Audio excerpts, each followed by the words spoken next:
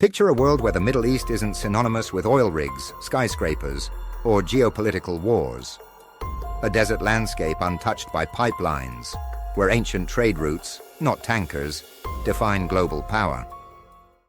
What if the black gold beneath the sand had stayed hidden? How would the 20th century, and our world today, look without the discovery that reshaped nations, economies, and wars? Our story begins in the early 1900s. In reality, British geologists struck oil in Persia in 1908, sparking a century of drilling, deals, and domination. But in this timeline, their surveys come up dry. No gushes, no fortunes. The Middle East remains a patchwork of fading empires and nomadic tribes, overlooked by industrializing Europe. Without oil, the region's strategic value plummets. Colonial powers like Britain and France lose interest, leaving behind unstable borders drawn for short-term control, not resource extraction. Saudi Arabia? Just another kingdom of sand and camels. Iran? A regional power, but not an energy titan. Here's the first ripple. The Cold War plays out differently. Without Middle Eastern oil to fight over, the US and USSR turn their attention elsewhere. America doubles down on Latin American oil reserves, turning Venezuela and Mexico into economic kingpins and targets of foreign intervention. The Soviet Union, desperate to fuel its military, accelerates coal production, worsening environmental collapse in Siberia.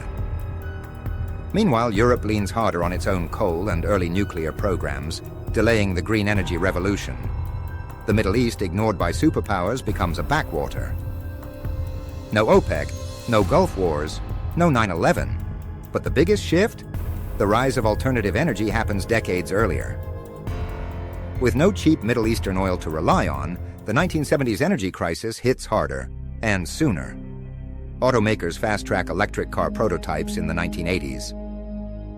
Solar panels and wind turbines dominate skylines by the 2000s. Climate change still looms, but global temperatures rise slower as coal fades faster. Yet this innovation comes at a cost. Nations with oil elsewhere, Russia, the US, Nigeria, wield outsized influence.